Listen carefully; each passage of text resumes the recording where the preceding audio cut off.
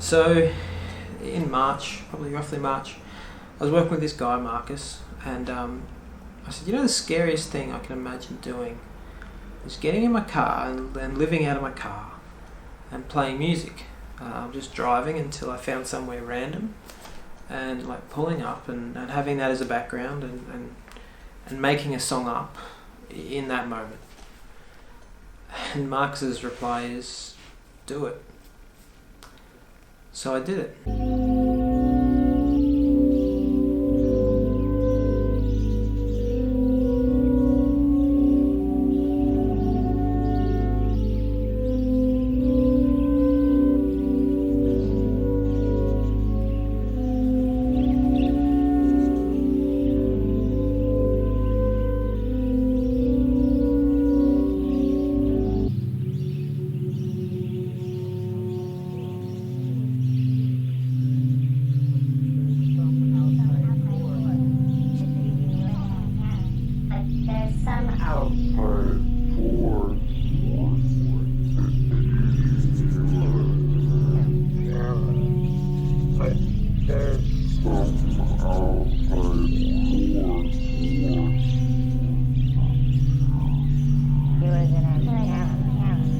I'm the Amazing Sloth Rider, and this is my story. I'm a musician.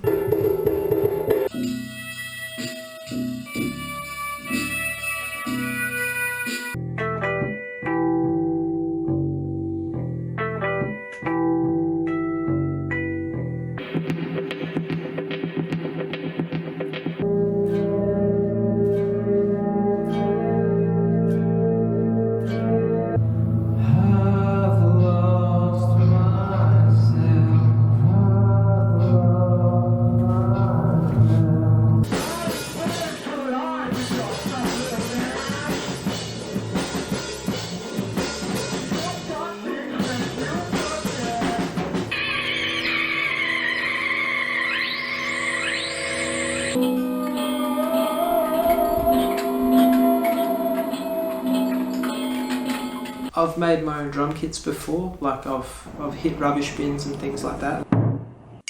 That sucks. Kick it.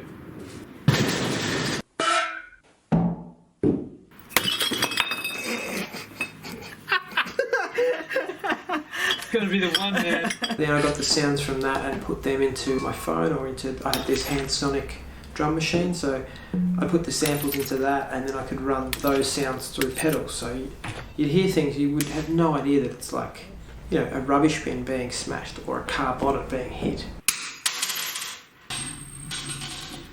So it was like this organic drum sample kit. I don't know, it's pretty cool, I use it still. I'm a writer, I make stories.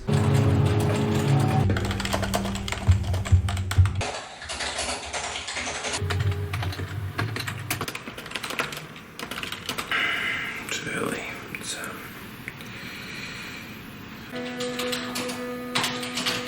I make videos, usually music videos.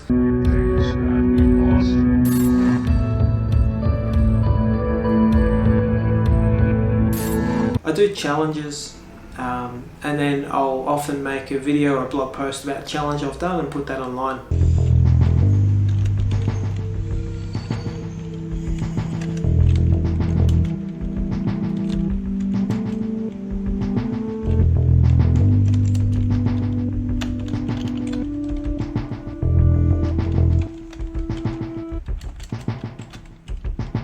I kind of have punk ethics when it comes to a lot of the things I do. That do it yourself, I'm just going to have a crack, and I don't really care if it's not the highest quality. It exists. It's a new thing in the world and someone else can enjoy it. Do the project, put it online, done. Next project. So I've made all these things and I just click a button and they're now online. I'm pretty comfortable with that. There's a lot of distance.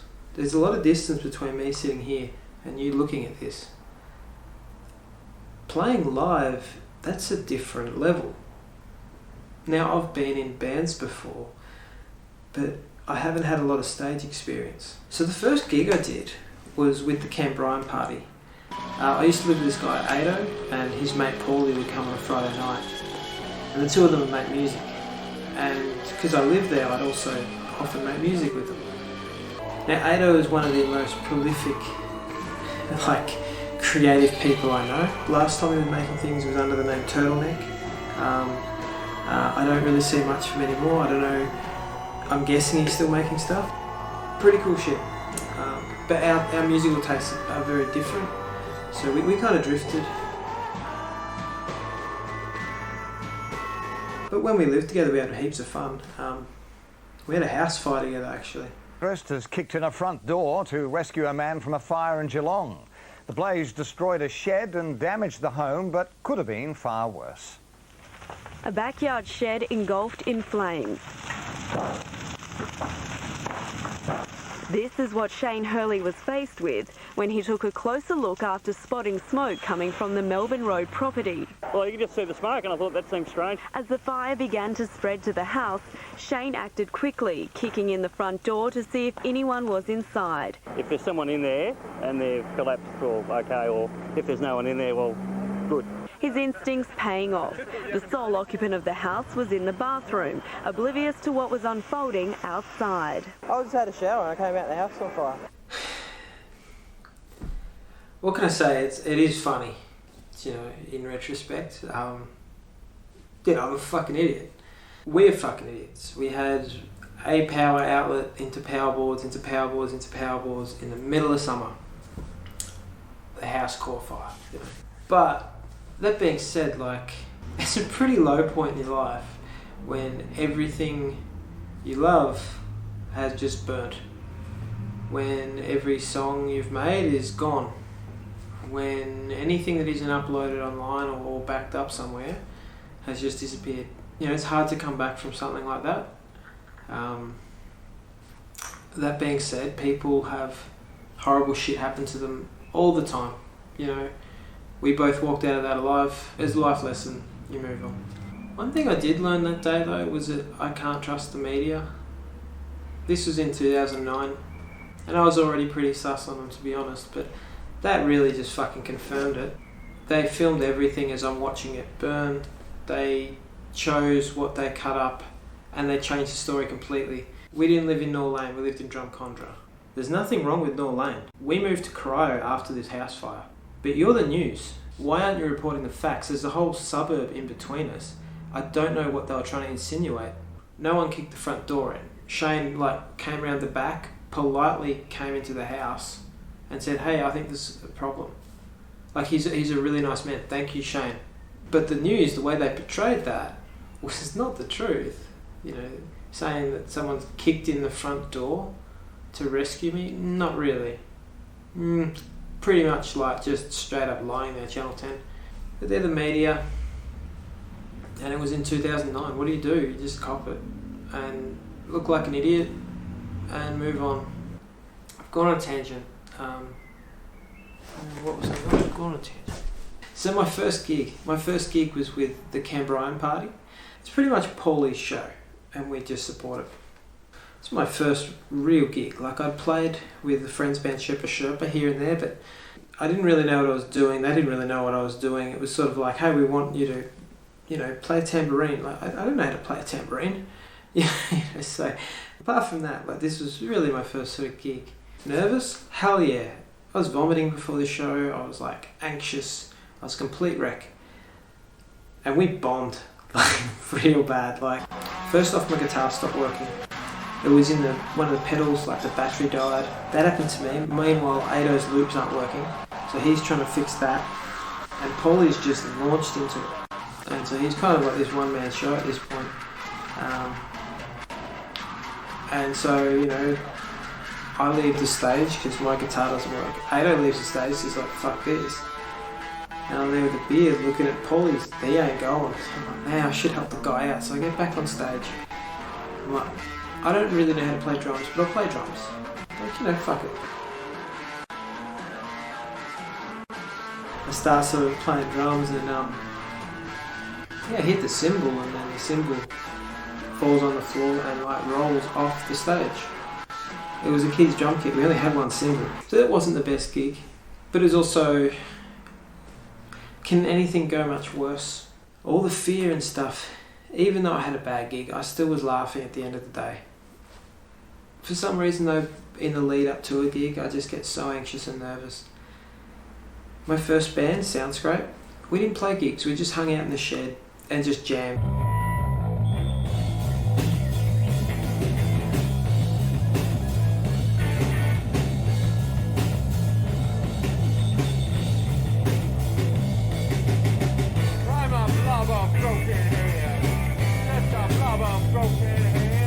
It was heaps of fun, but we didn't get any stage experience. We just play for 3 or 4 years every Monday.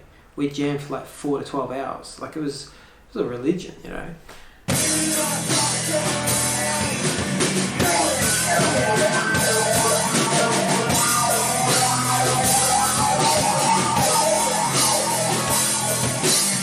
And my improvised chops got up, my jamming skills, but on a bass, but that was about it.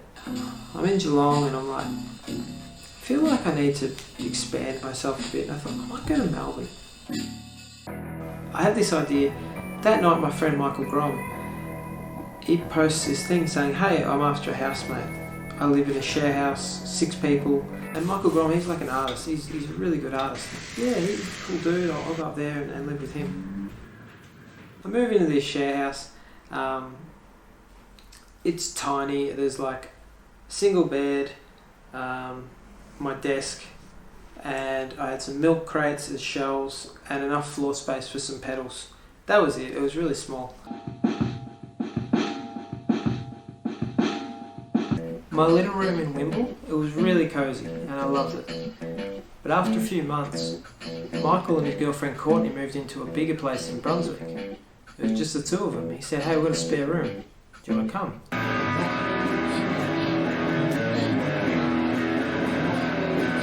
So I moved in with them and I found myself in a bigger room and I had space to build a loft bed. It wasn't pretty, but man, I could have a drum kit under my fucking bed. I was living my dream from when I was like 16. Life was great.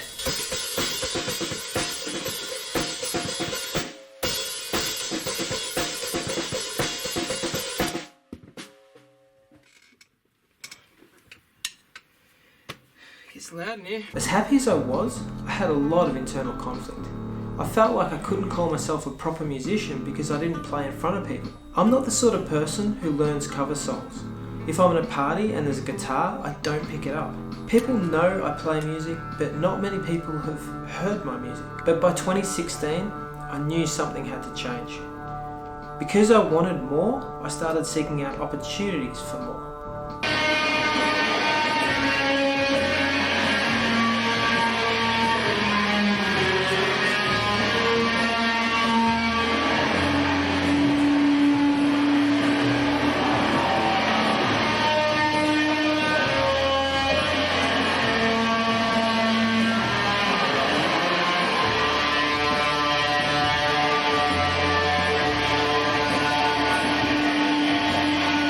Sounds Great turned into Drone Hell, and we finally did some shows.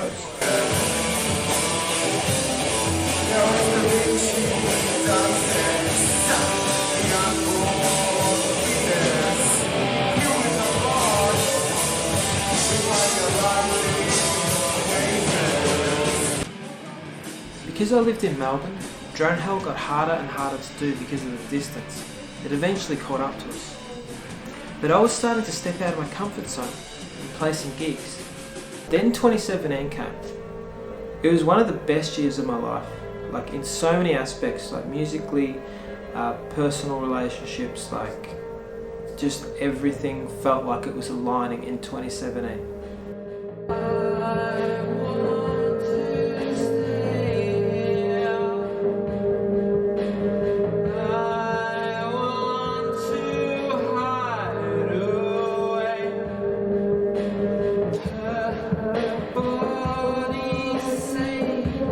By this point, I'd done about 5 Sloth Rider gigs and like 2, maybe 3 gigs with Drone Hell and the Canberra Party. So not many. Rock up see Sec Tape. I'm watching it and I'm like, fuck yeah. I got a little bit pissed, I'll be honest. got really pissed. Let's be honest. I was fucking hammered. I went up to Morrow and I'm like, you got no choice, man. I'm in your band. You need me. I'm in your band. And he's like, alright, man. You're in. But we don't fuck around. Like, yeah, that's cool. Of course, the next day I had, anxiety. What the fuck have I done? I think it was 3 weeks after that. I was on stage with them.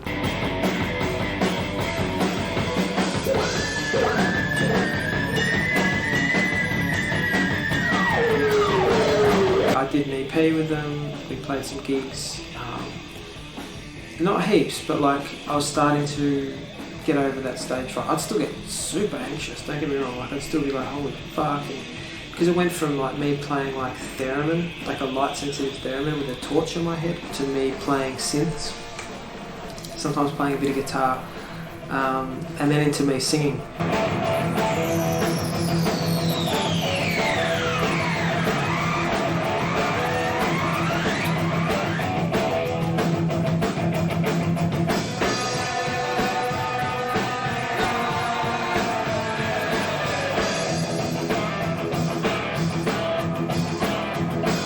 So 2017, 18, 19, I'm in Secdave. Then I moved back to Geelong and things change in my life. I stopped focusing on music and start focusing more on writing. So I stopped playing gigs. Then things change again and now I'm just sort of at home by myself. The only music I'm playing is just Sloth Rider in my lounge room.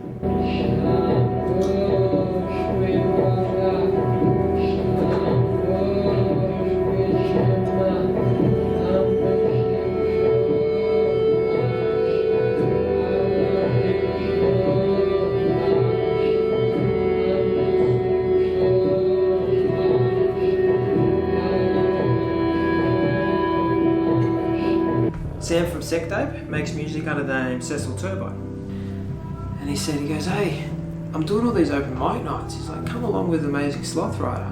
So it's really cool, you set up and you get all this sort of gig practice. And I didn't do it because it was sort of oh, I'll do it one day. And then come 2020, there's no one day anymore. There's no days. In Victoria, in Geelong, in Melbourne, there's no gigs, there's no leaving your house. We're in lockdown, still.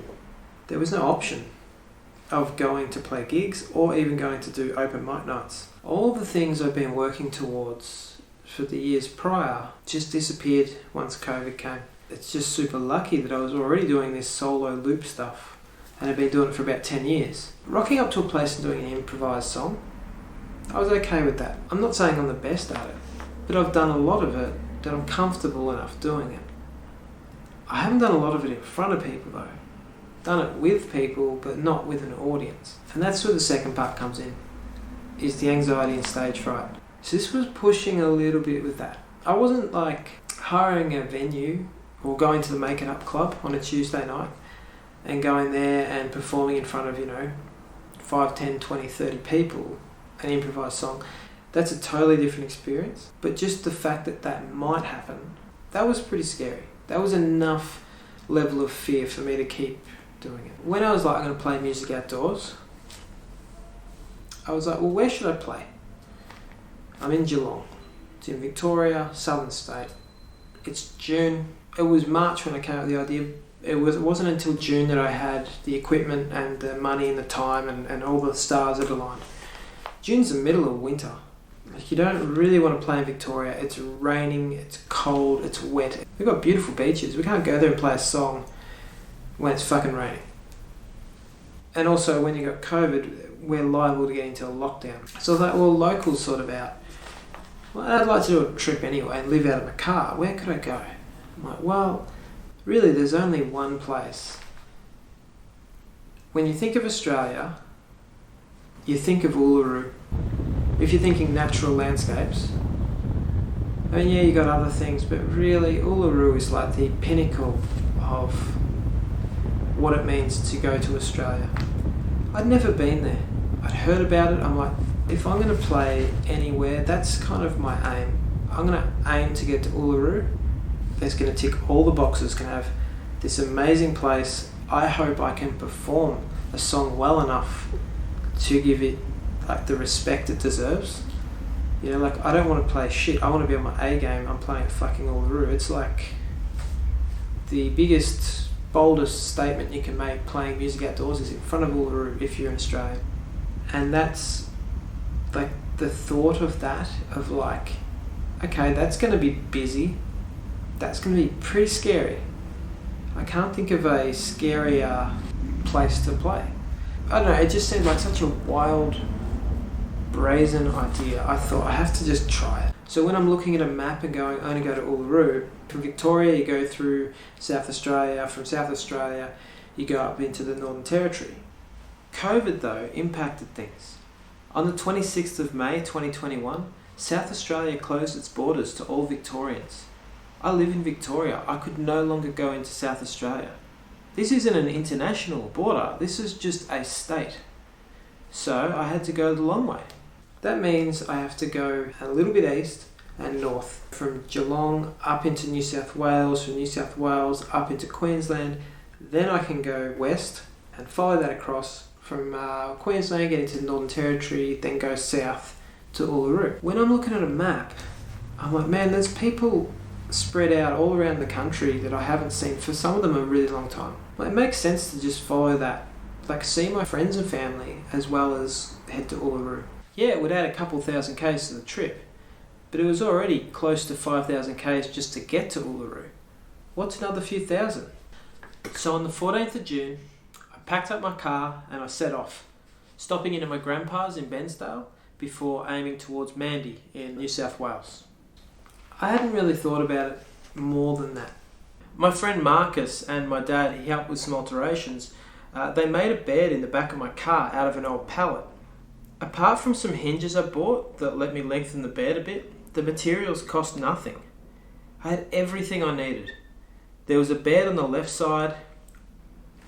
I had food, esky, things to cook with, laundry stuff, clothes, spare tent, tools, fire extinguisher, chair, table. I was sorted for living. But what about my thing? Like, this was a creative trip. So I also had a guitar, an amp and a pedal board, and these all ran off batteries.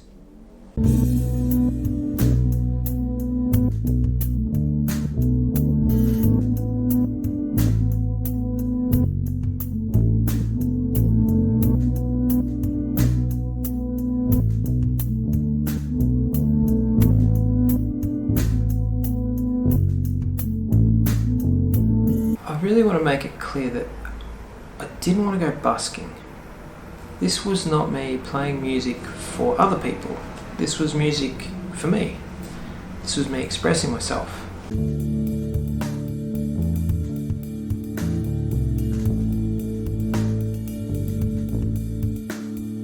My idea of success is not money. Not getting a lot of money. I think if that's your idea of success, then that's great. But it's I think it's not really why we're here. I think we're here to communicate, to share ideas and stuff, and I think that is successful. It wasn't about stroking my ego and getting people to look at me or pay me money or any of the things people probably assume is what I did. It wasn't that. I'd be trying to generally find secluded places where no one was that had really nice scenery. This is what I thought was cool, so this is what I wanted to do. This is my own enjoyment. This is what I thought was for my own enjoyment. I didn't want to intrude on other people. There's nothing worse than like you go on camping and someone's got a radio on all weekend. Like, our lives are full of noise. Some people like to go out and explore these amazing scenes, you know, amazing natural wonders. They probably don't want to hear what I make.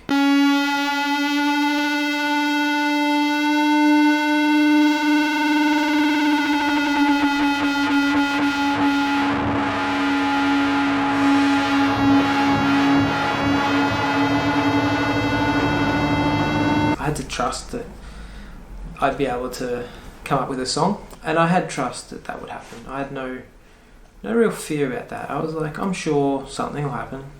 Bound to. If I stand here playing for long enough, I'm sure a song will come out.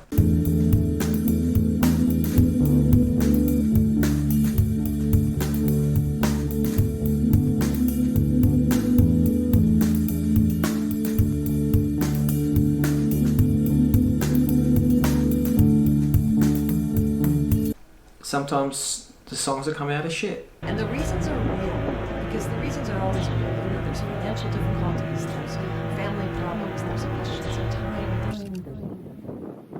That was shit. You know, and the hard thing is, the scary thing is that you can be, I look down a lot, so I might be down, go, man, that's not working. I look up and there's like 5 people standing there waiting for something.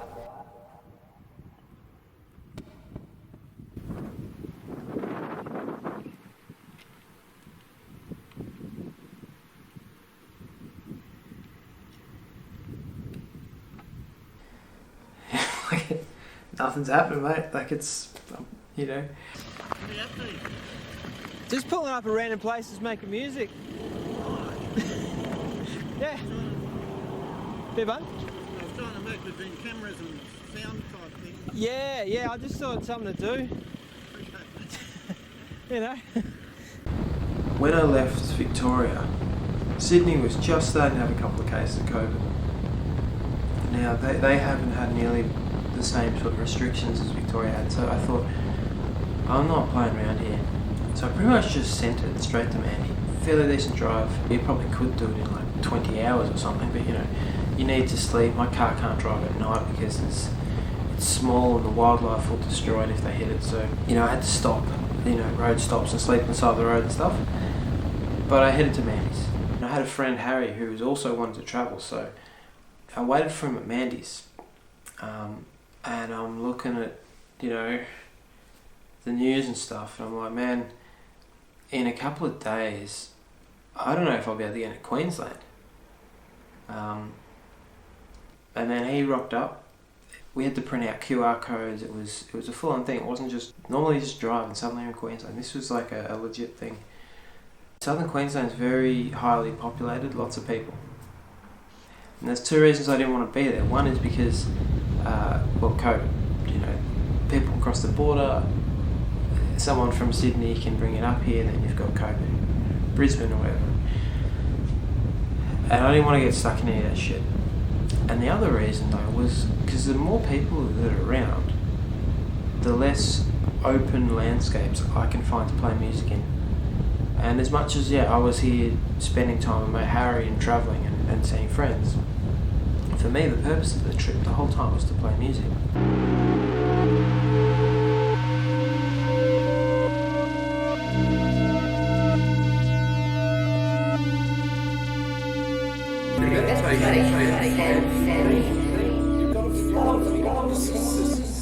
And if you have trouble, just get to look on it and say, remember, because that's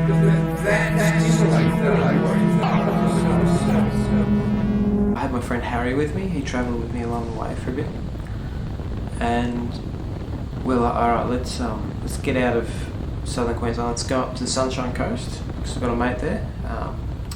Let's go see Josh. But if you try and surprise me, fucking don't, because I've got so much shit going on at the moment. If you're coming up, give me plenty of warning so I can get shit sorted. But yeah, anyway, let me know. But don't fucking surprise me, you little cunt. Tonight, my plan is I need to get through some uni stuff and get some stuff organised. The world needs more people like Josh. Everyone needs a mate like Josh. He came through for Harry and I at such late notice. He hooked us up. We didn't get to see him a whole lot, which sucked. We're just so lucky. I don't know how else to put it. So Harry had been in the Blue Mountain area. We woke up one day to the news that because he'd been in like an area where COVID had been, he had to find somewhere to isolate. He hadn't directly come into contact with anyone, but this is like a precaution. Is like, okay, if you have been there, you need to find somewhere, and stayed there for 14 days. I had a friend, Alistair, in Moranbah, and he'd put up this offer of house sitting. Moranbah is 12 hours drive from the Sunshine Coast. So while Harry went and isolated in Airlie Beach, I went to Moranbah to house sit.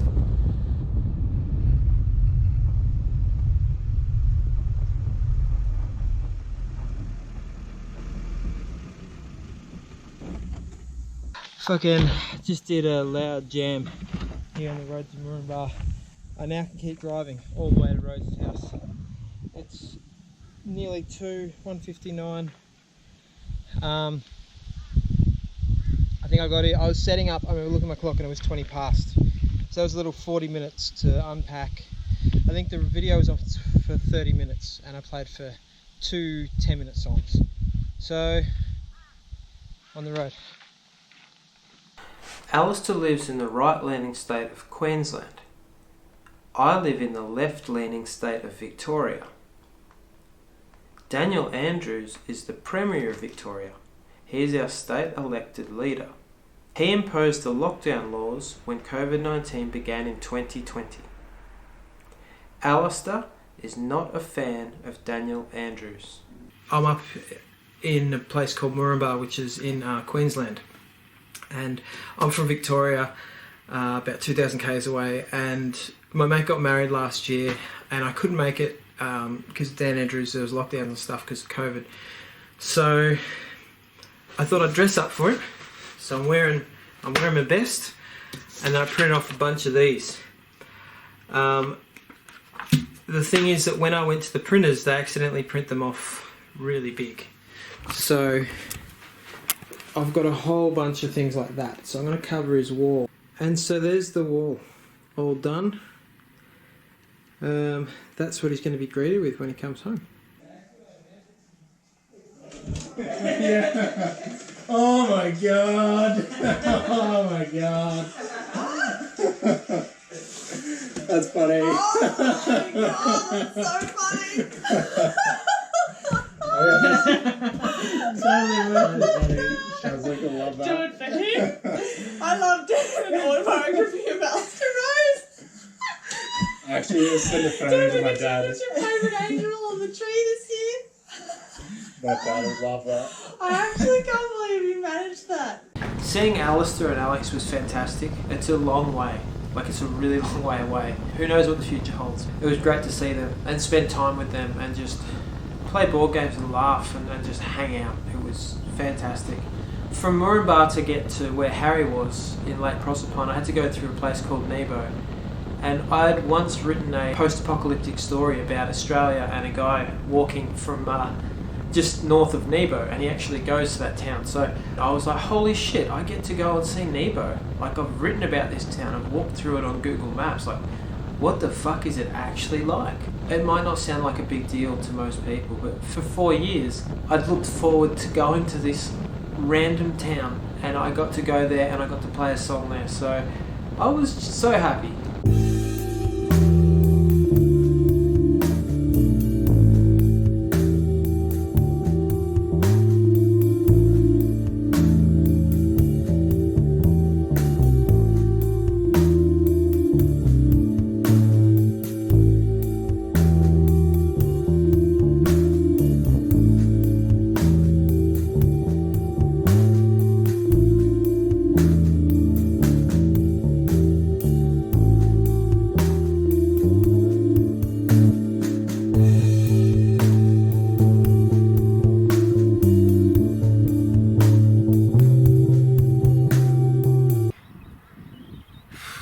But I mean, look at that, man.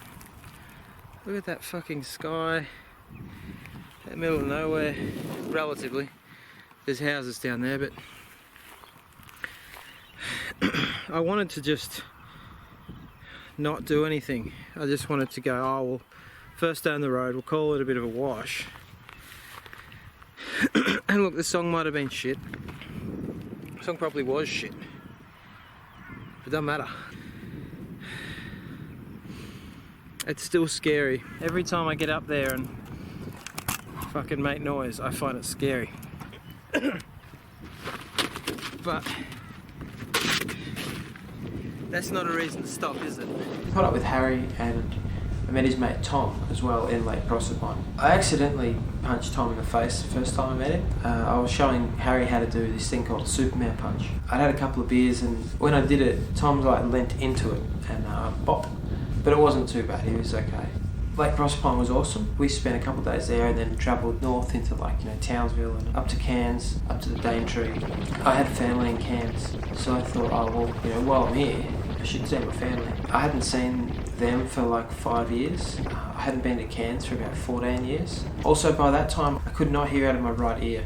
I'd gotten water in it and that had gotten stuck and I'd lost hearing for about 5 days. So I really wanted to get that fixed. I overproduced wax, so I just had to suction it out. That being said, the change in mindset and headspace from one day to the next was massive.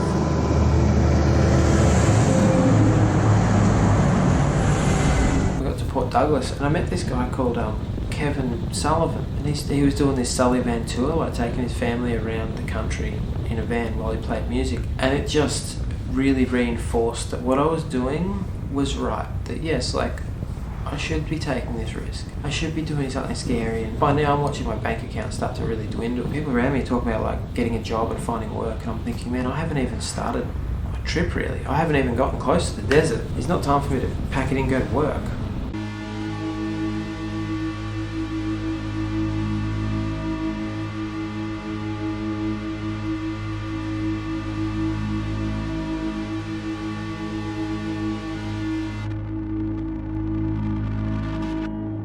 The reason I talk so much about work is it's a scary percentage of our entire life.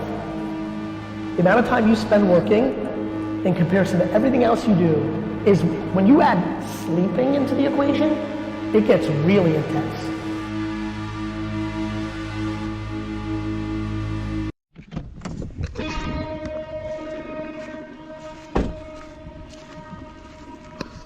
Not much around here. After being in Cairns, I went south, got to Townsville, went across towards Katherine because I got my mate that lived there. That was a long drive. That took me about 5 days. I camped on the side of the road. So this is roadside rest stop. This is the sort of shit I want. I was by myself by this point. Harry went on down back to Ellie Beach, and now it's starting to get sort of quite isolated.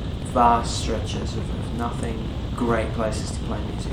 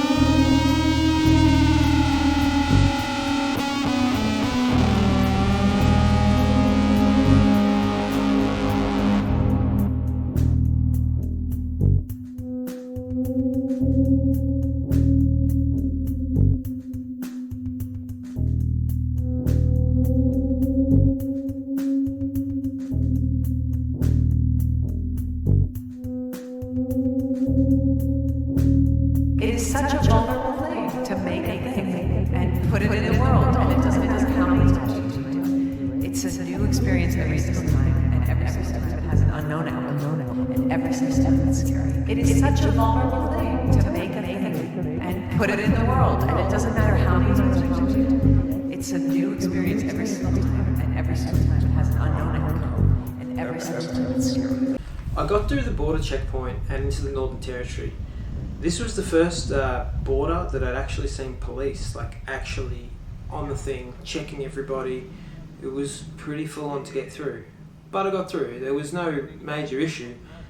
You were just suddenly aware that things had gone up a notch.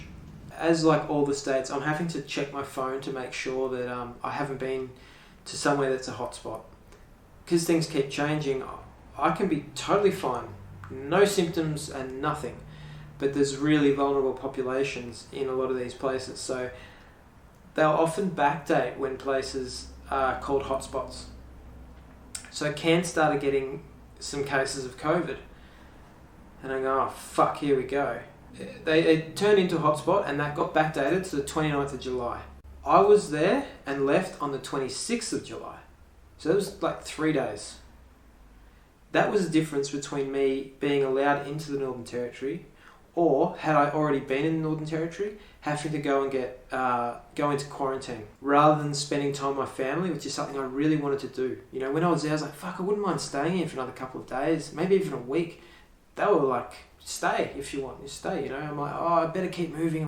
I don't know how I lucked out so well, but I did, you know. The whole trip was just lucky. There's a lot of luck in life. There's a lot of luck. There's a lot of luck in life. There's a lot of luck in life. There's a lot of luck in life. There's a lot of luck. Did you turn left or did you turn right? So I'm in the Northern Territory and I go to Catherine to see my mate Sam. The day I arrive in Catherine, he gets the keys to house sit his mate's place. His mate was going to Cairns, so we probably, you know, crossed each other on the road. I get there and Sam's like, hey man, I'm house sitting this place for like 10 days. How long do you want to stay? I'm like, oh, I'm gonna stay for, you know, 3, maybe 5 days. Like, we'll see what happens. I haven't really got a plan, but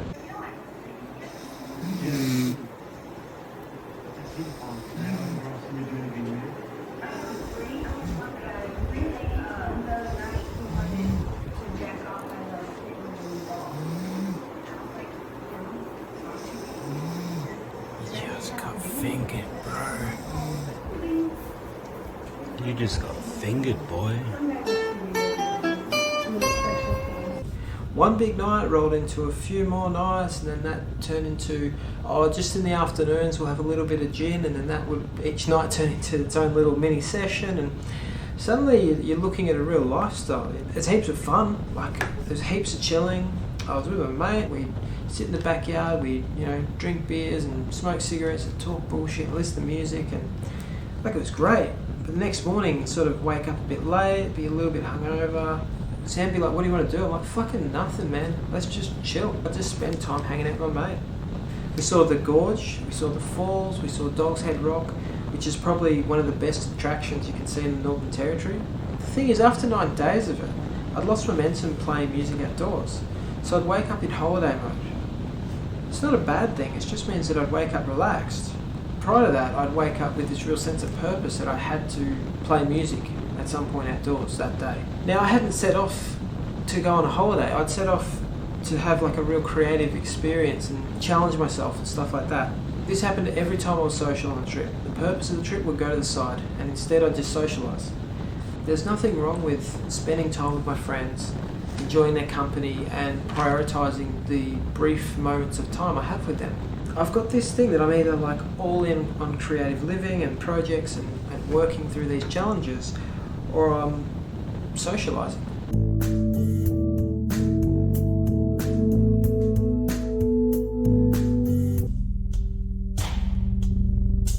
Closing off other options. And life is short, and you can't do everything. You can't. You have to make decisions. And the very process of making a decision is also a sacrifice. If you make a decision, I'm going to take a position, you've sacrificed all of these other options that could have been available to you. And that happens every day of our lives. Every time we make a decision, we are effectively making compromises and sacrifices. And then COVID came. Sam's mate was coming back on the 8th, and it was the same day that this hotspot got declared. So he's crossed the border, he's in there. He had to go and isolate at his house. I couldn't stay at Sam's house. I no longer can stay where we were going to stay. So I had to just hit the road. So in that moment, like, COVID actually forced me into action.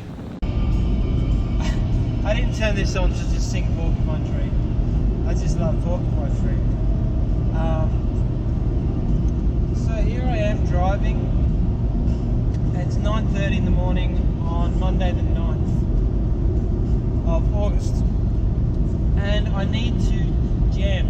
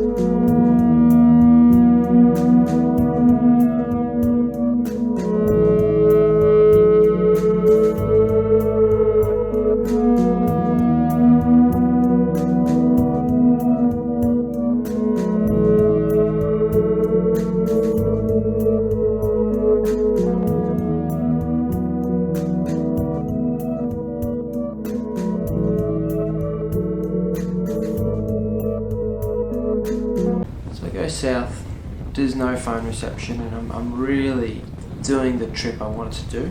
I had no one with me. There was no expectations to drink or party, put on them by myself or by others.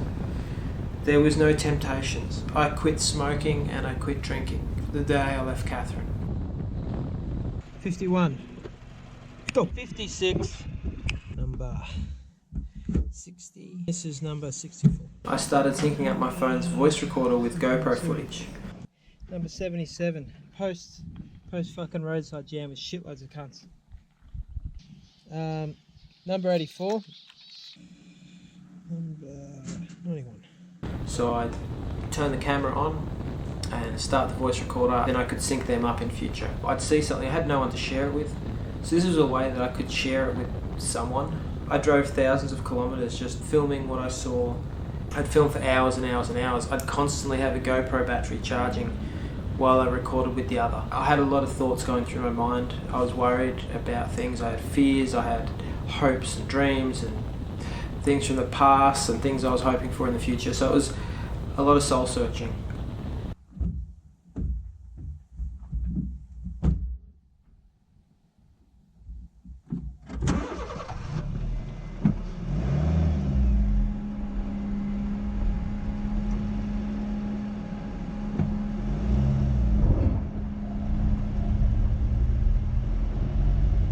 But it was actually through that process and these long stretches of like isolation and the scenery being unchanging for so long, it was only through that sort of boredom that I actually came up with the idea of the film that you're watching now. Prior to that, I'd just been filming the songs I made. Once I became more isolated, I started filming more and playing more music. When I'd been south in Victoria and New South Wales, it had been raining heaps. The footage had water drops all over it, or it had actually fogged up. Not everything ran smoothly this trip. A lot of my equipment is old or second-hand, so some of the music stuff just fucked up. The Zoom which I was recording the songs with just shit itself. So the first 3 jams, I lost all the songs. Is that recording?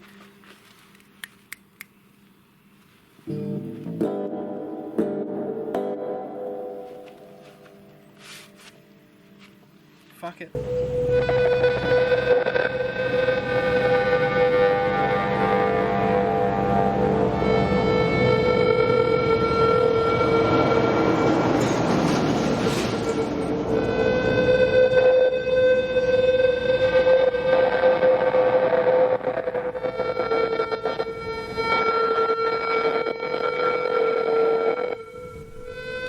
Then there were things I fucked up and I had to just learn along the way.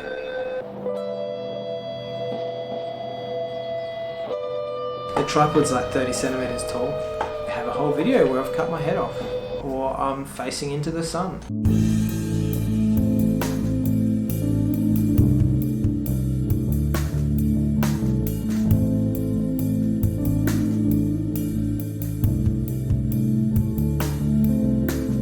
Also, like, you know, batteries dying.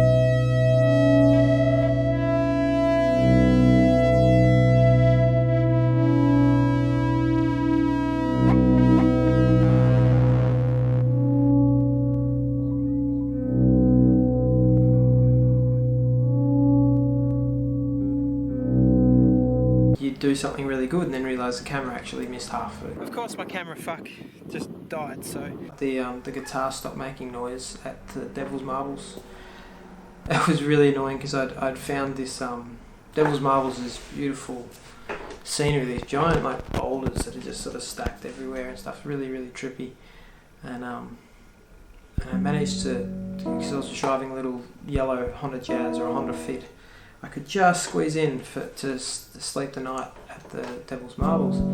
I woke up, you know, with sunrise, and just before sunrise, so I was like, I'm going to get a shot of, you know, the sun's rising that way, get me in shot. You know, I'd finally taken the fucking time to suss out where the sun actually rose and set and stuff like that. But of course, I get the video looking good, well, alright anyway, and then the guitar doesn't work. You know, so, like, that was a fucking ego fear moment, that's for sure. You know, like, I'm set up, sun's rising, people are starting to get up and walk around and take photos and stuff, and I'm there, and my guitar won't make any noise. Yeah, it's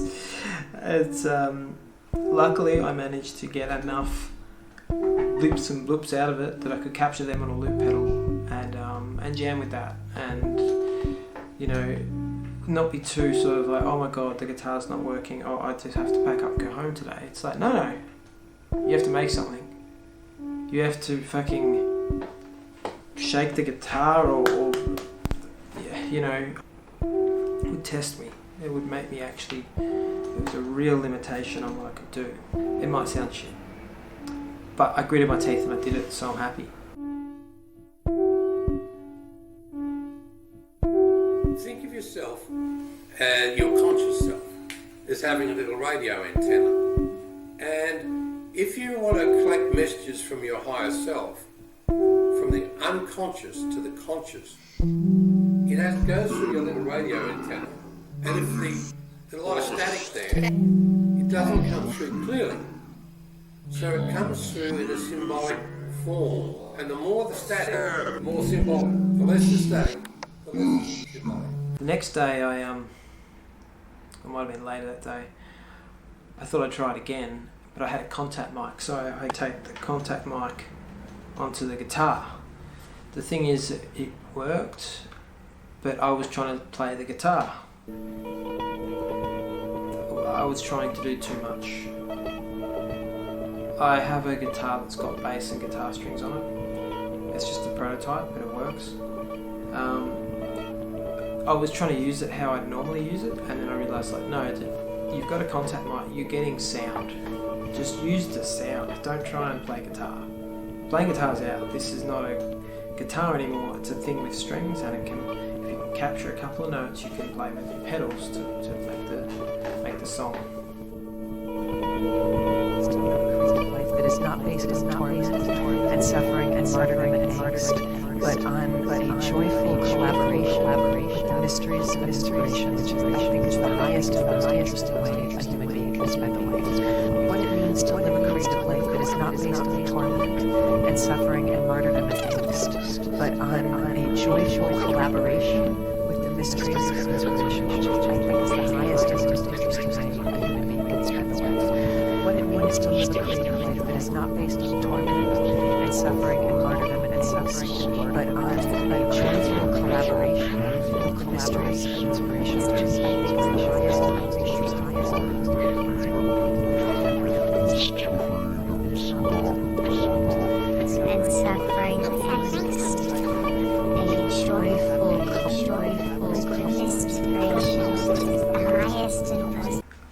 retrospect, I think it would be handy to have just something. Even if I brought the fucking baby bot. You just need something, an input that would work. Because like, as much as I play guitar, I really play the pedals. Like that's a huge part of what I do. There were challenges during the trip. It's wonderful living out the back of a car, but there's no privacy. There's none of the luxuries you're used to, like a toilet or a shower. You're living in the elements, so you get covered in flies. My feet were filthy and covered in mozzie bites. My hands started peeling in the middle of the desert just randomly. That being said, I enjoyed it. I don't need a shower every day, and there's often drop toilets at roadside stops, or you can go to the bush if you need to. There you go, my first bush shit. Worth it. That kind of lifestyle doesn't bother me. It's nice to sometimes be uncomfortable, and then that makes me appreciate the really simple things in life. I'm even tolerating the flies. So the end of the trip gave me clarity on what was possible, and I was finally doing what I wanted to do. I had my car was all set up, I was living out of it. I'm driving, if I see a side road and it looks interesting, I'll just check it out. I'll go, well, where's this lead? And I'd take a road. I'd stop, I'd go for a hike, I'd spend, hours by myself without anyone, no one to talk to. I'd wake up before dawn, I'd be up before the sun rose. Like, I'd get up and phew, waking up to pack in the car, it would be 10 minutes less, 8 minutes or something like that. I'd have everything packed up and I'd be on the road. So I'd try and jam before midday, and then I'd feel like I'd won the morning. Like, it didn't matter what happened for the rest of the day. I'd won the morning. This is the thing I've learned from writing. I like to write novels as well. And if I can get my hour in, or however much I've set aside, if I can get that in early, the rest of the day is a breeze. Nothing can really hit you if you're doing your thing. And for me, during this trip, my thing was playing music. Look, I eventually did find silence. Because that was really what I was probably looking for in some ways, is the silence. But the story I'm telling you now is not a story about silence.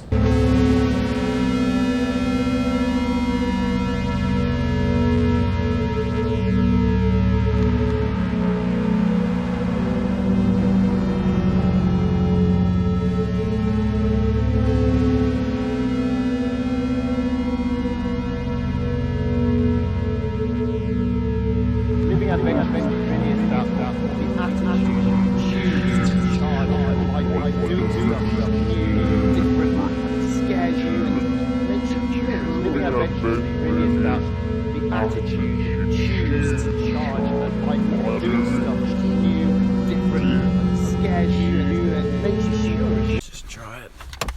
This is a bit of a... oh, what do you do? Nothing can do. Car turns on fine. Just got that big fucking thing. I can steer, it's just fucking heavy. Like really heavy to steer.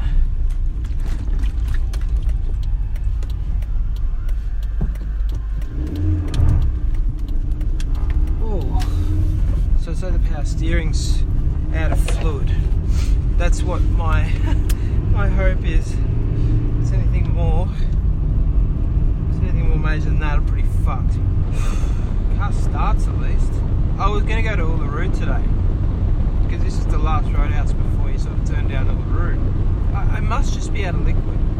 That's the only thing I can think of. But there's definitely a steering wheel sign. At this stage of the trip, I had $1,500 in the bank and 2,000 Ks still to drive. From the roadhouse I was stopped at, it's over 250 Ks just to Uluru. If I also wanted to check out Cartajuda and Wataka National Park, that's Kings Canyon, I'd be adding another 1,000 Ks to the trip. So I don't know what's up with my car now, it's not doing it. Now my car's, the light's gone, the steering's back to normal. All that happened was I drove it, I filled up petrol. Seems to be working. Uluru. Steering's back to normal. I fucking don't know. Don't know what's up with that.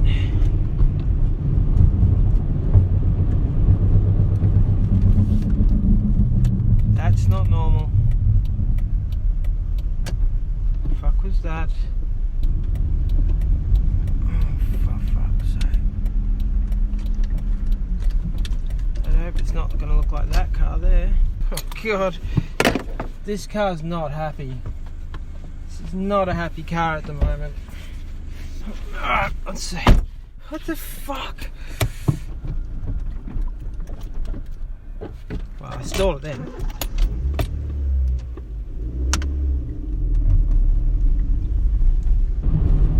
Seems like it's driving fine. Yeah, it's weird, man. It's really, really weird. I can't relax about my car at the moment. I don't know, they did the steering wheel thing. That means, going by, I read on the manual, that means it is to do with the power steering. I'd also opened up one of the things and I was like, oh, that fluid looks pretty low. And I nearly fucked my car. Like, I looked at it and was like, that's pretty low. I probably need some power steering fluid. And I was like, oh, I'll just like double check. So I got in my car and drove, and the light had gone. I just moved my car away from the Bowser, opened the bonnet. I'm like, oh, let's see what that fluid looks like. That's brake fluid. So, had I just bought fucking steering wheel, power steering shit, put that in my brake system, would have fucked it. Would have fucked it, and probably very nearly did. Oh, I don't know if I'm that stupid.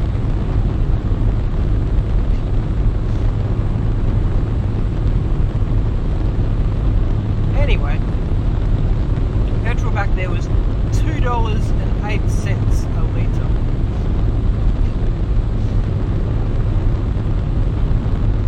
So I got to Uluru late in the afternoon. I'm driving and I just pulled over on the side of the road and played a song there. I was like, the closer I get, like, is there going to be heaps of people there? And will I find somewhere? So I haven't even gotten that close to it, and I'm like, this will do. I'll just pull over here and play some music.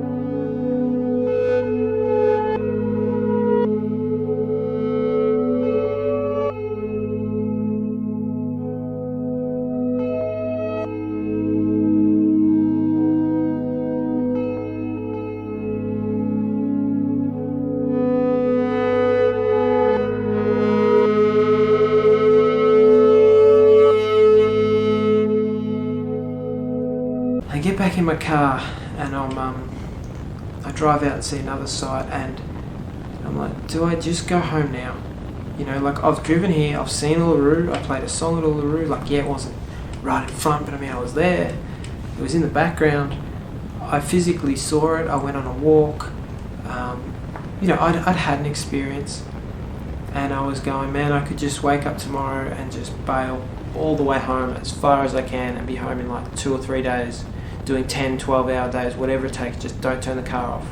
Just get my car and drive and get home to safety, because I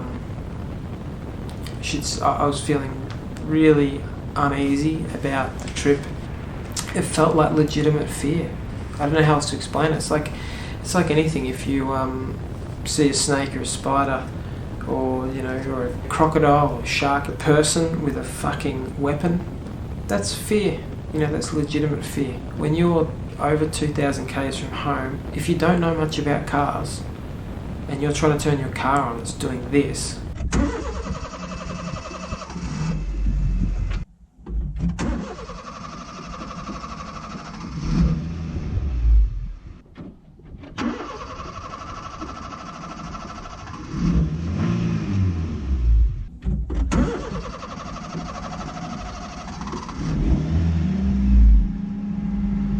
That's a legitimate fear.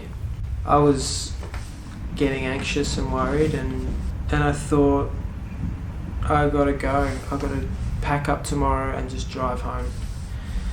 But then I thought, I have got a friend I could call and ask for help. This is a consequence of my actions, so I'm not going to call up and beg people for money.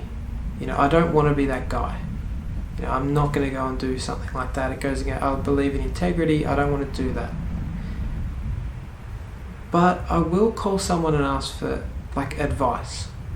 I'm happy to do that. If people can, you know, help me and teach me or give me some guidance. So I called my friend Daniel and just to ask for some advice.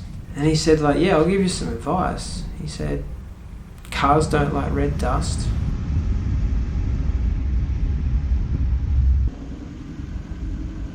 And alternators don't like charging GoPro batteries all day. Slow down, turn the key, wait for to prime, and then turn the ignition on. Solve the problem. The fear that I thought was like this legitimate fear that I was about to get stranded with this huge bill to get my car towed or to get work on it, mechanical work, that all just evaporated.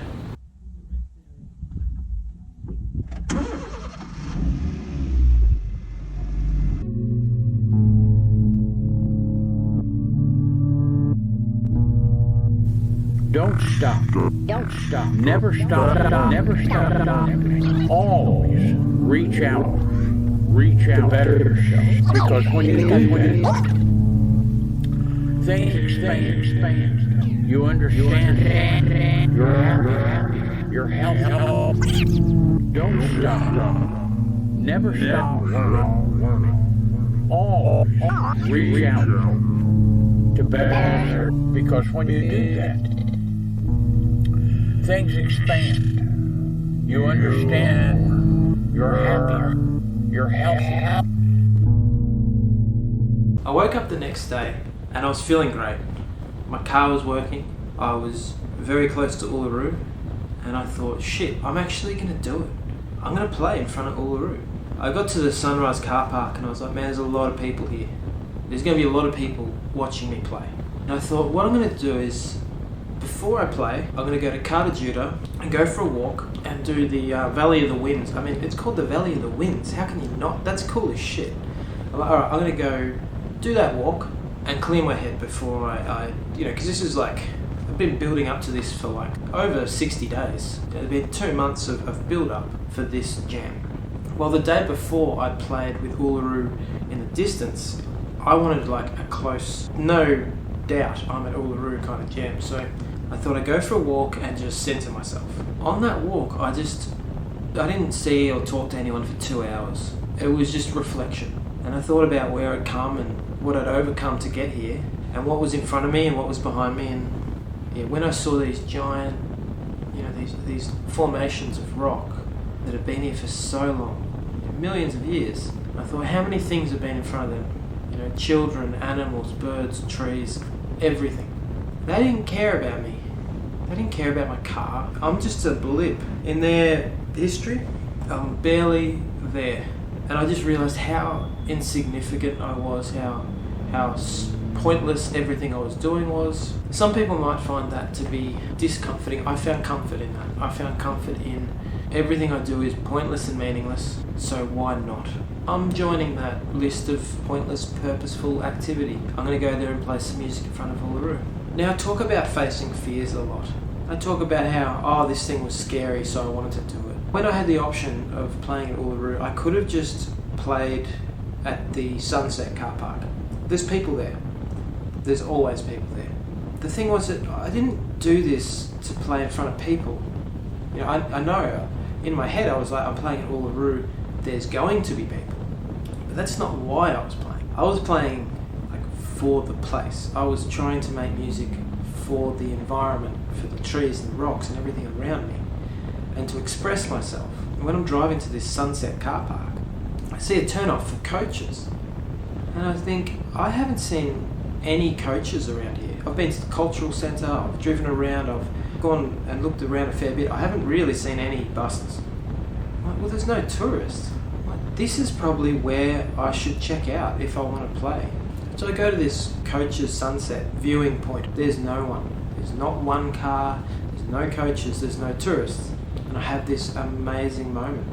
It's just me, I'm at Uluru, and I can do what I intended to do when I set out at the start of this trip.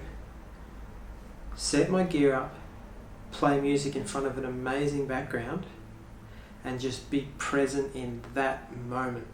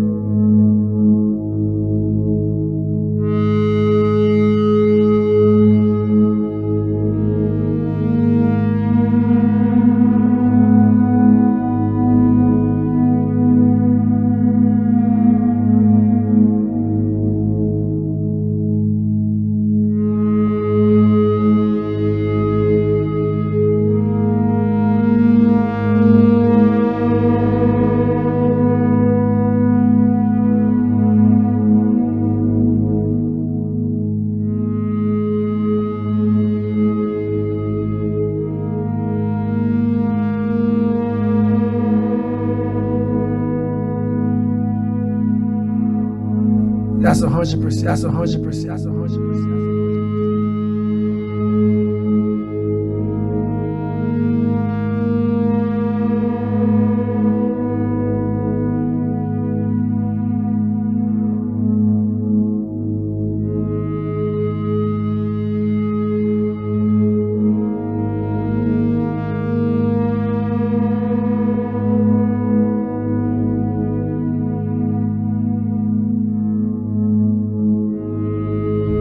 Most of us fail in life because we're afraid of what everyone around you is thinking. That's 100% truth. Fuck people.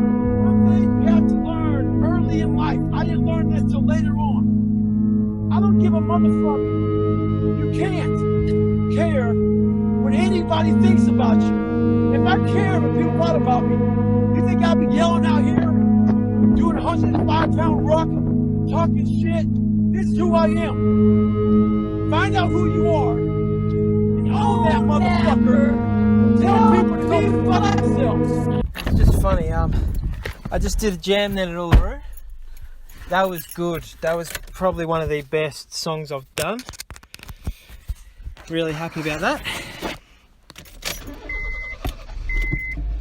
Oh, I've got to remember to prime it. So now I'm actually heading off. I'm gonna go to find this IGA and then get the fuck out of here and check out Kings Canyon tomorrow and then hit the fucking road.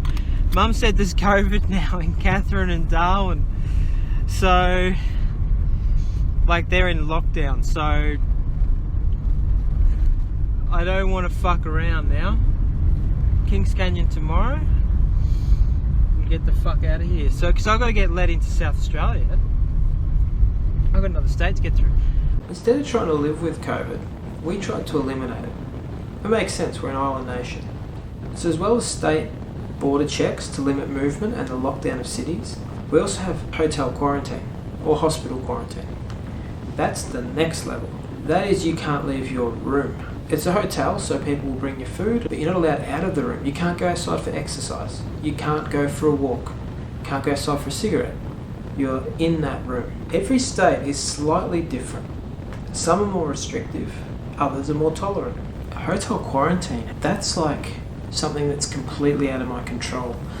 I don't know if someone's been sick and I've been to the same area as them. By this stage of the trip, I'm in Northern Territory. It's starting to get cases of COVID. Lockdowns are happening in places where I've been, and I have to get through the state that at the start of the trip didn't let me in. Had they not let me in, I don't know what the hell I was going to do.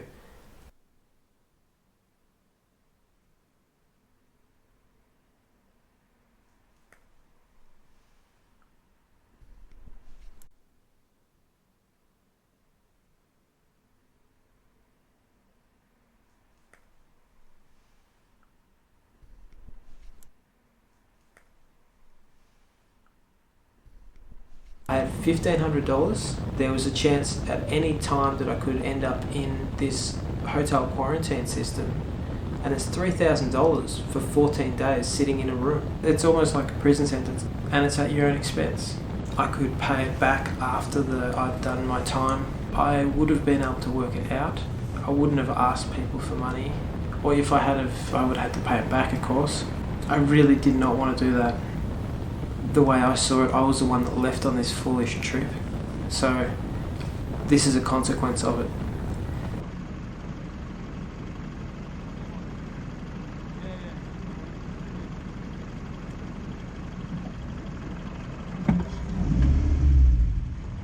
So because you're passing through, you've got 3 days to leave South Australia.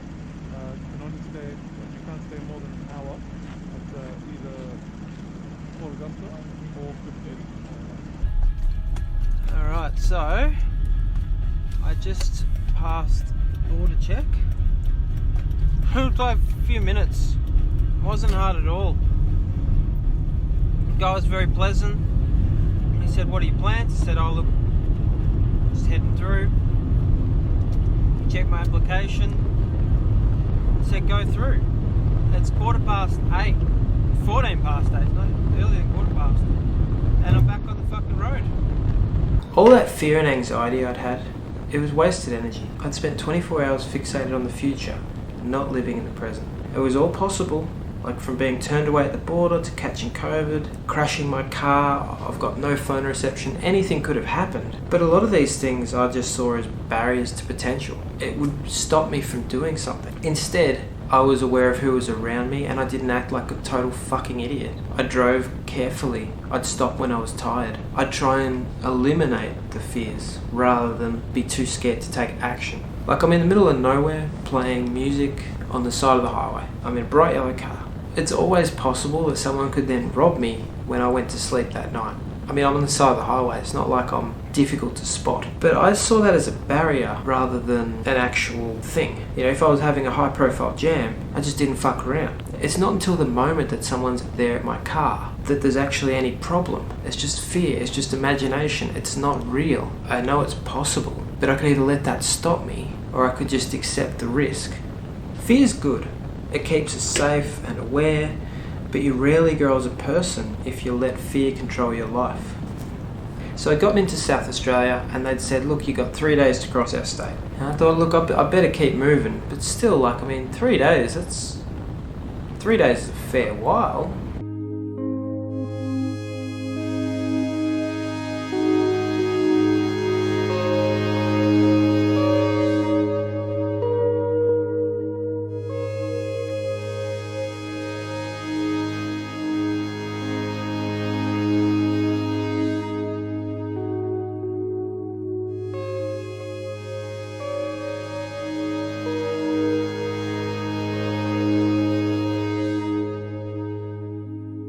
Okay.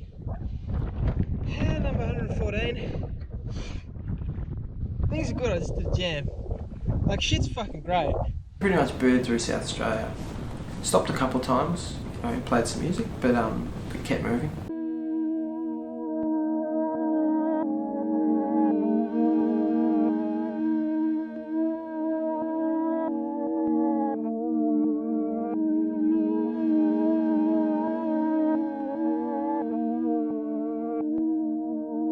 You might say, well, why do people drink too much? It's like if you like alcohol, that's a stupid question. Yeah. Right. It's like, why do people drink too much? Well, because it's great. It's like, okay, so why stop? Well, you do stupid things when you're drunk. You hurt yourself. You compromise your health. It's really hard to get people around. You tend to turn into a liar, and it screws up your life. It's like, yeah, but it's pretty fun. Yeah, well, it is. But you need something better than that. And what's better isn't being straight and not making mistakes. It's like that's all prohibition in some sense. What's better is, no, you need an adventure, man. You need to get out there and have something to do. Yeah. And something worth waking up for. And that's the substitute for the addiction. Actually, the addiction is the substitute for that, if truth be known. So I left South Australia and I got into Victoria. That's my home state. COVID hadn't stopped. All my friends and family had been going through periods of lockdown the whole time I'd been gone. My mate in Melbourne, Matty King, I don't think he'd gotten out of lockdown. Maybe he has for like a week. Since June. It's now August. So I'm thinking, oh shit, do I camp like one night out somewhere in Victoria? I got close to home and I was like, fuck it, I want to get home. So I kept driving. I left a bit north of Adelaide, all the way to Geelong in a day. I wish I had to slow down and take it one more day. I got home late that night. I was pretty knackered and I thought the trip was done. You know, I'd left, I'd made it to Uluru, played a song there, and then somehow I'd made it all the way home without my car fucking up or COVID quarantines. The next day I caught up with my family. I was hanging out with them, and when we were there we found out on the news that in about 2 hours, lockdown was about to start. So I'm driving back to my house, you know, thinking about it, and I realised it had happened. Like, COVID had finally caught up to me. I'd had 68 days of adventure, but that bit of freedom was ending in about 30 minutes. I knew I'd be locked down, but I had no idea for how long. Then it hit me. This isn't the end of the trip. This is day 69. Day 69 is this weird day where the adventure starts at home and time is not on my side. What's down here? What's down here? Where can I go? Where can I go?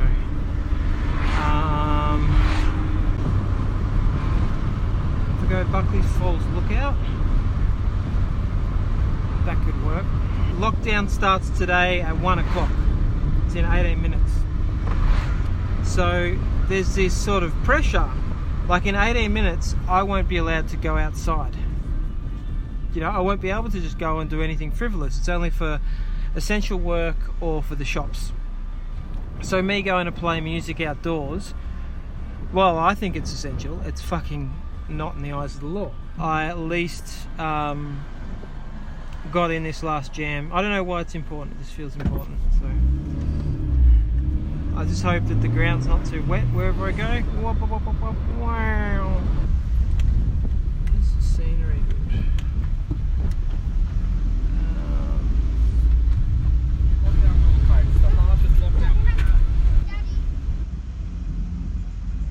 When I got there, I was freaking out a little bit because there was a lot of people there. I was in my hometown and it's intimidating to be vulnerable like this in front of people I might know. That last jam had me facing all the things I've been fearing from the start. There are a lot of people watching me. I had to ignore my insecurities about what they thought and embrace who I am. It was my last chance to play improvised music in front of an audience. Because of COVID, I'd only get one shot at it. It was one song, first take, crowd watching.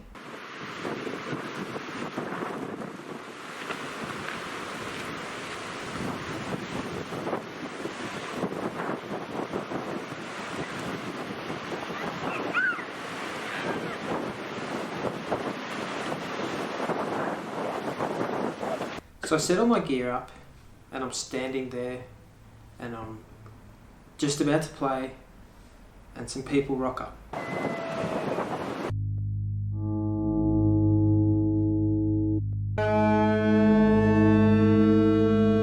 Now they had as much right as I did to be there.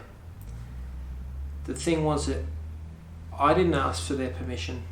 It depends how far away they are. This felt very close. And I thought, no, I don't want to put kids in a film. Okay, so I did it. That was a bit of a fail. I just did one song. And there was people there when I was doing it.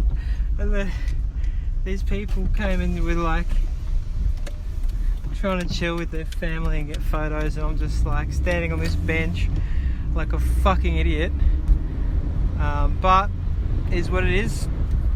I had to do that and I'm fucking glad I did. That was the last jam I'll be able to do before the lockdown. Well, the lockdown's now in session. As it turns out, it was illegal for me to play music outdoors for the next 20 days. It's fucking 1:13, so I think I finished the jam thing about 3 minutes past 1. Happy I did that, real happy. Maybe this is just how day 69 was meant to be. You know, it was a weird day. I went out there, I played a song, and unlike a lot of the other ones, this one I can't really show you people. This is just, you know, something I've done. I've done a lot of random things. This is just one more random thing I've done. I don't want to get sued for it, so yeah. I'm trying to be respectful. This seems like the best thing I can do. Like any trip, there were people I didn't get to see. Partly that was because of me. I didn't give people enough notice, but also partly because of COVID. I had to keep moving. I went away, I came back, I had a great time, I had a shit time. It was all of the things, you know. When I'm social, I stray from my purpose. Like, I can sit down by myself when I'm isolated and say, this is what I want to do, and this is like really important to me. And then all it takes is like one friend saying, hey, like, what are you up to? And then I lead it. I'm like, I don't know, beer? It begins, you know. This is something I need to obviously work on. But for me, I found that having that time and space and everything was great. Coming home to lockdown, it kind of just added on to that. I've been, what is it? Holy shit, it's the 21st. Today is the 21st of September. So day 69, it's been a month since that. I haven't seen anyone. I haven't seen any of my friends. Oh no, I saw one friend. I saw Daniel the mechanic. I caught up with Daniel. He's a fucking good. It's okay to be shit. I think too many people try and be the best. It's okay to just do things for the sake of doing them. I'm not the best person that plays music outdoors. Definitely not even in Australia. There's a guy called Gary P. Hayes. Look him up. He goes into the Blue Mountains. He plays music. It's epic. He's got a drone. It's cool as shit, you know. For the music I like, I prefer a guy called, I think he's called Diagita or Diagata or something, I'm not sure. But he plays music all around. He plays post-rock, outdoors, love it. You know, so I'm not the first person that's done this, but this is just my story of it. I think that's really important. Like, find what your story is. Find the thing that you like to do. You don't have to be the best at something to do it. Too many people stop because they're not good at it. If you enjoy it, just fucking do it. I'm still learning it, but this trip helped. 12:10. I guess you could say I probably won the morning. I'm going to call that a day and get out of all these fucking flies.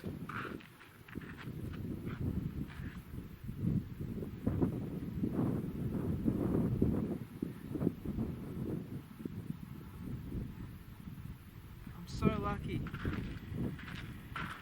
But if I was scared and if I didn't just fucking do it, I wouldn't be here.